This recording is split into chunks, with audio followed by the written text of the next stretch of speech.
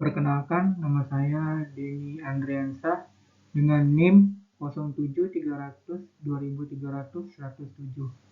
Hari ini saya akan mempresentasikan UAS tambangan.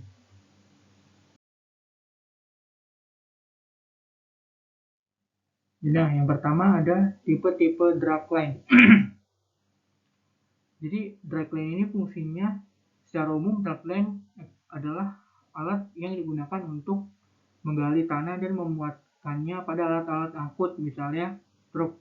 Unit ini sangat dibutuhkan pada medan dan bahan yang perlu digali dan kemudian memindahkan material tersebut ke alat pengangkut seperti truk atau daerah penimbunan.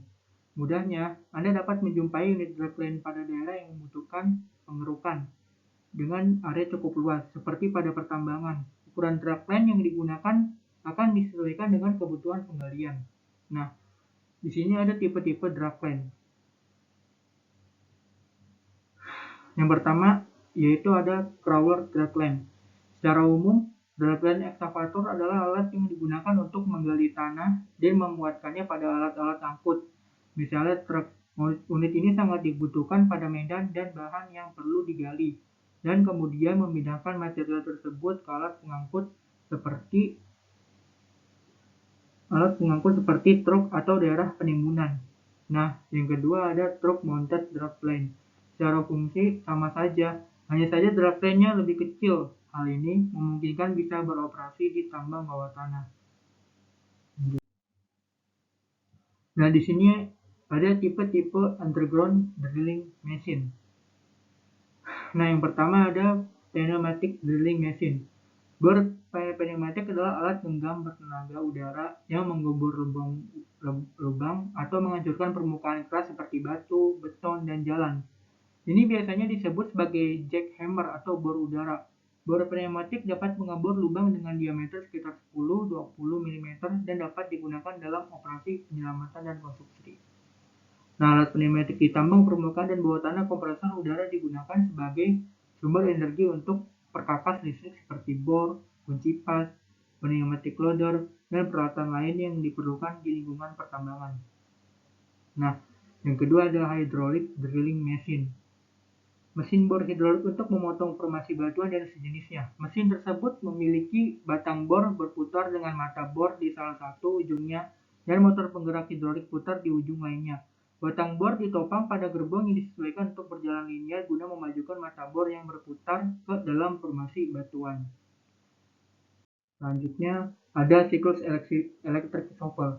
Jadi pertama-tama elektrik shovel akan mengangkut muatan melalui dipper yang dipper, lalu muatan itu akan ditaruh ke dump truck untuk dibawa ke pit dan begitu seterusnya. Nah, kemudian ada komponen-komponen elektrik shovel. Yang pertama ada kabin. Kabin ini berfungsi sebagai ruang kendali operator untuk mengoperasikan alat berat. Secara umum, kabin sebuah elektrik shovel dapat menampung hingga 2 orang, namun yang sering terjadi di lapangan hanya 1 operator saja yang dibutuhkan untuk mengoperasikannya. Nah, selanjutnya ada rope crowd. Rope crowd penggerak tali paling banyak digunakan untuk transmisi daya di pabrik, di mana satu mesin pabrik akan memiliki penggerak tali besar ke setiap lantai, di mana poros garis di setiap lantai mendistribusikan daya ke masing-masing mesin. Nah, selanjutnya ada dipper. Skop gayung mesin penggali tertua dan terpenting bertenaga uap yang dipasang di rel digunakan pada tahun 1835. Digunakan untuk penggalian keras dan pemuatan truk, terdiri dari boom yang berat dan relatif pendek serta tongkat gayung belok yang berputar pada boom dengan ember penggali terpasang. Terus selanjutnya ada crowd shovel. Sistem kerumunan digunakan untuk memberi daya dan memposisikan gayung melalui siklus penggalian dan pembuangan ban. Sistem crowd akan mendorong atau mendesak dipper dan handle keluar dari boom pendukung atau akan menarik kembali dipper dan mengenai kembali ke arah boom. Selanjutnya ada roller. Fungsinya yaitu untuk memutar shovel ke arah yang kita mau. Selanjutnya ada siklus load haul dump. Jadi pertama-tama Load Hold'em akan mengambil material dan memuat material melalui bucket. Terus setelah itu load Hold'em akan menumpahkan materialnya ke dump truck. Lalu load Hold'em kembali lagi untuk mengambil material dan begitu seterusnya. Nah, berikut ada komponen-komponen load Hold'em. Yang pertama adalah bucket. Bucket berfungsi untuk mengangkut material kecil maupun besar tergantung dari kapasitas bucketnya. Yang kedua ada lift arm, menggunakan lengan untuk mengangkat dan menurunkan embernya, dan ankle launching digunakan untuk membuka dan menutup embernya. Wheel loader load Hold'em dapat mengangkat hampir semua benda seperti puing, kerikil, tanah, kotoran, pellet, dan kabin. Kabin ini berfungsi sebagai ruang kendali operator untuk mengoperasikan alat berat. Secara umum, kabin sebuah load Hold'em dapat menampung hingga 2 orang, namun yang sering terjadi di lapangan hanya 1 operator saja. Yang ketiga ada exhaust.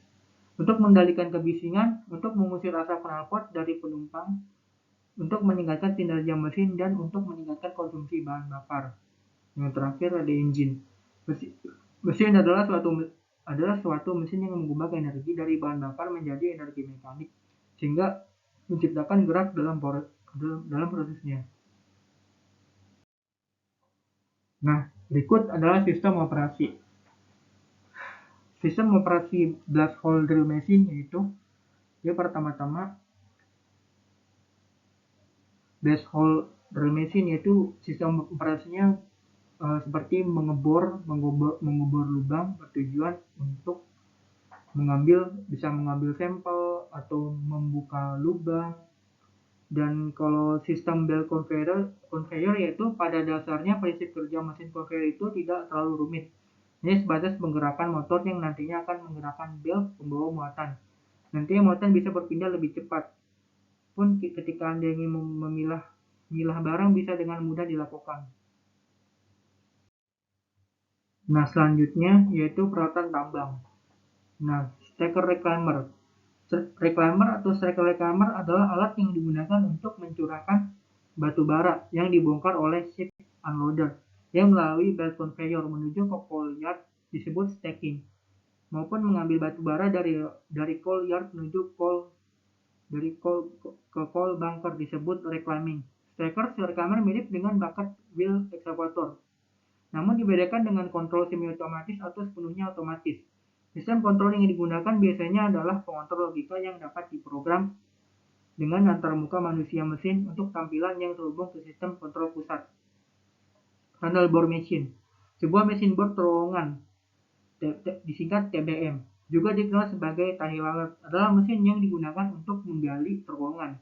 Terowongan digali melalui batuan keras, tanah basah atau kering, atau pasir yang masing-masing memerlukan teknologi khusus. TBM membatasi gangguan pada tanah di sekitarnya dan menghasilkan dinding terowongan yang mulus. Hal ini mengurangi biaya pelapisan terowongan dan cocok untuk digunakan di daerah perkotaan. Pembangunan TBM membutuhkan biaya yang besar dan pembangunan TBM yang berukuran besar sulit dilakukan. Biaya tetap ini menjadi kurang signifikan untuk terowongan yang lebih panjang. Sekian presentasi dari saya. Jika ada kesalahan mohon dimaafkan. Assalamualaikum warahmatullahi wabarakatuh.